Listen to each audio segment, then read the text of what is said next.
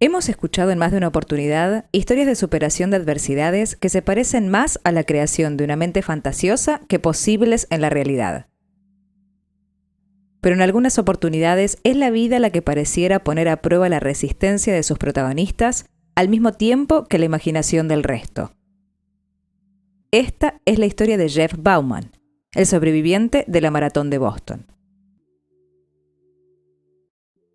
Era el 15 de abril de 2013 y en Boston, según la tradición, se corría la maratón número 135, en conmemoración a la primera batalla por la Revolución de 1775 y que representa también, y de manera simbólica, el inicio de la primavera con actividades al aire libre año a año.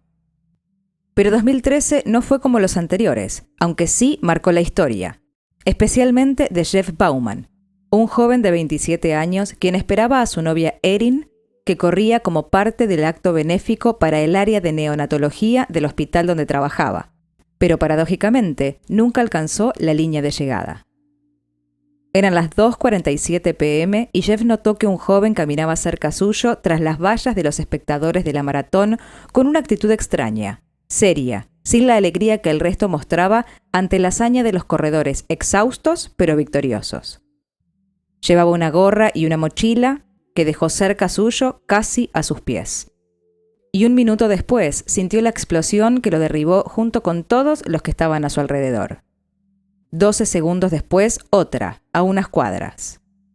Para ese entonces, él ya estaba tirado en el piso, confundido pero lúcido, mirando a su alrededor un escenario que nada se parecía al del festejo. Había personas tiradas, gente que corría, todos gritaban. Algunos se sacaban las remeras para cubrir las heridas de los caídos. Y él era uno de ellos, y la mirada de quienes pasaban cerca de él se lo confirmaban.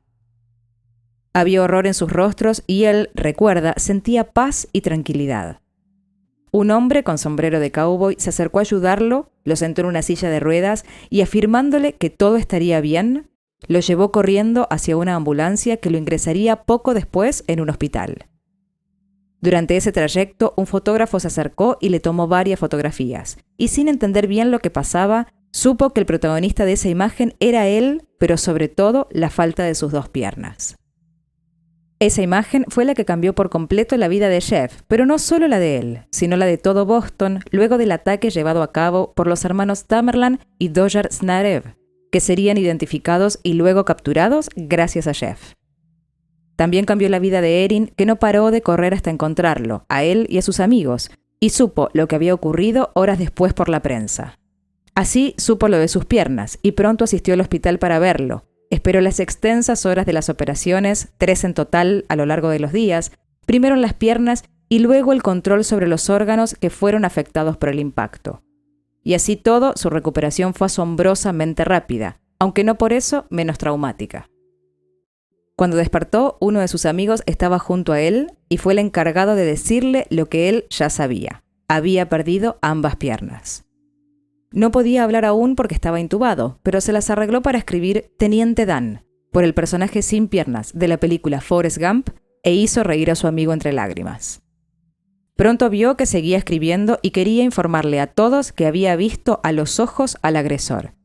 Así la policía y el FBI se dedicaron a mostrarle fotos a lo largo de los días y hasta hacer un identikit que fue lo que logró dar con uno de los agresores, quien fue abatido durante su captura, no sin antes matar al policía John Kohler, la cuarta víctima fatal del atentado, junto con Martin Richards, de 8 años, Christy Campbell y Lindsay Lou.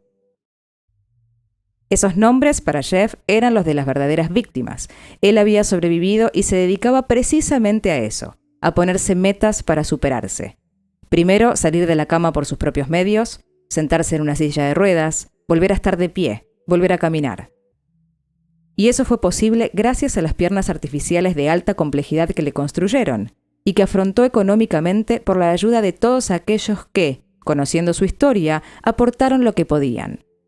Algunos niños le enviaban sus ahorros que de a centavo juntaban con cartas en los que lo llamaban héroe, algo que no creía que fuese una definición justa, porque habían sido los rescatistas, la policía, los bomberos y todos aquellos que sin pensar en otras posibles explosiones corrieron hacia los heridos y los socorrieron, los médicos y los enfermeros que a pesar de los pronósticos nunca se dieron por vencidos. Entre todos ellos, y de manera especial, estaba el hombre de sombrero de cowboy llamado Carlos Arredondo, de nacionalidad puertorriqueña, que también participaba de la maratón como voluntario de la Cruz Roja y colaboraba en organizaciones de ayuda para los familiares de soldados caídos. Su hijo Alex había muerto en 2004 en Irak, y fue el día de su cumpleaños número 44 cuando le informaron a Carlos la terrible noticia. Fue tal el dolor y la desesperación que sintió que se metió en el auto de los marines que le dieron el pésame oficial y con combustible hizo explotarla con él dentro, aunque sobrevivió por la rápida asistencia, quemándose igualmente parte del cuerpo. En su recuperación, Carlos entendió que su historia era la de tantos padres de soldados que deben vivir con esa realidad, y se dedicó a dar charlas aunque sin demasiado éxito. Por su parte, la milicia tenía previsto castigarlo por haber destruido el vehículo y haber generado toda la situación. Su condición de extranjero y la dificultad con el idioma también eran elementos que pesaban en su contra.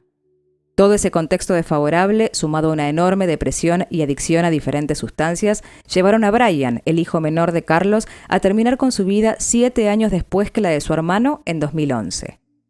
Y casi 2 años faltaban todavía para asistir a la maratón, conocer a Jeff y convertirse para toda una comunidad en el héroe que, con un particular gusto por los sombreros, corrió sin dudarlo hacia donde estallaban 2 bombas, hacia donde provenían los gritos, hacia donde el humo no permitía ver o respirar, hacia donde estaba Jeff, quien sobrevivió gracias a su rápido accionar y escuchó de sus palabras casi una frase premonitoria: todo estaría bien.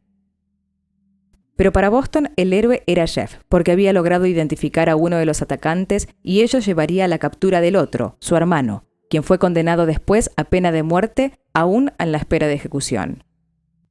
A pesar de lo que había vivido, había sido él quien logró señalarlos y con eso había devuelto la calma a Boston, que durante los días posteriores al ataque se volvió casi una ciudad fantasma, donde la gente no circulaba por temor a otro ataque.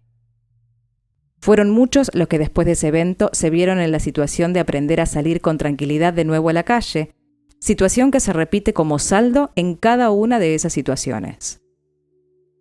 Pero para Jeff eso no había sido nada heroico, ni siquiera una revancha personal, sino una responsabilidad civil. Y comprendió de a poco, a medida que su cuerpo se acomodaba a su nueva dinámica, que se había convertido en la imagen positiva de ese ataque, en la figura de la superación, la resiliencia, la fuerza de voluntad y, ¿por qué no?, el amor. Porque Erin siempre estuvo con él, acompañándolo en cada momento, frente y detrás de cámara, aunque con una enorme sensación de culpa porque él estaba ahí por ella. Jeff, por su parte, se dedicó a aclararle a ella y a todos que era donde quería estar y que lo que pasó no es más que la ejecución de las peores ideas que la humanidad puede gestar. Y así se mostró cada vez que pudo, en el partido de béisbol de su equipo favorito, los Red Sox, junto con Carlos, dando inicio al juego con el primer lanzamiento o levantando la bandera con la insignia Boston Strong en el juego de los Bruins. Las calles también mostraban su homenaje a las víctimas y a los más de 260 sobrevivientes, así como a la policía y a la armada cuando atraparon a los 2 agresores, y particularmente los saludaban a él, agradeciéndole, enviándole dinero, regalos, cartas, todo aquello que le demostrase que había perdido una parte de su cuerpo, pero ganado el respeto y admiración de toda una comunidad que, muy a su pesar, lo sigue considerando un héroe. Y fueron las palabras de amor y de aliento que lo llevaron a publicar un libro, porque quizás su historia de superación podía ser la de otros que permanecen de manera anónima, pero que no por eso no necesitan ayuda. Stronger fue el título que eligió porque Boston ya lo había nombrado así, y en 2017 lanzó la publicación que cuenta su vivencia de manera íntima, conservando el sentido del humor que siempre lo destacó y que manifestó luego en una enorme serie de entrevistas ante el estreno de la película que narra su vida desde aquel entonces, bajo el mismo título que el libro y protagonizada por Jake Gyllenhaal y Tatiana Maslany. Con ellos compartió también eventos deportivos en la misma ciudad, que fue el escenario real de la historia que, como él dice, no le pertenece solamente a él, sino a toda una comunidad que colaboró para que pudiera volver a ponerse de pie, caminar y estar seguro en sus propias calles. Previo a eso, y con la mente puesta en volver a pararse en la línea de llegada a la espera de Erin, Jeff asistió en 2016 a la maratón nuevamente y esa vez, entre lágrimas, vio llegar a la que en ese momento no solo ya era su esposa, sino también la madre de su hija. En su libro manifiesta que toda la repercusión pública lo llevó a sentir la responsabilidad no solo de hablar del suceso que marcó por completo su vida, sino sobre las capacidades especiales que no suelen ser entendidas, aceptadas o tratadas de manera adecuada. Él se siente un privilegiado porque no tuvo que padecer la burocracia para acceder a los tratamientos y a las prótesis. Por el contrario, por su notoriedad, llegó a acceder a todo ello casi de manera instantánea. Pero no es el caso de la mayoría. Se dedica ahora a estudiar precisamente esas prótesis y su tratamiento, que fueron lo que le permitieron alcanzar su meta final desde aquel atentado: volver a ponerse de pie y caminar. No solemos prestar atención a los planes que armamos a diario: salidas, encuentros, reuniones laborales, actividades necesarias y otras tantas ociosas.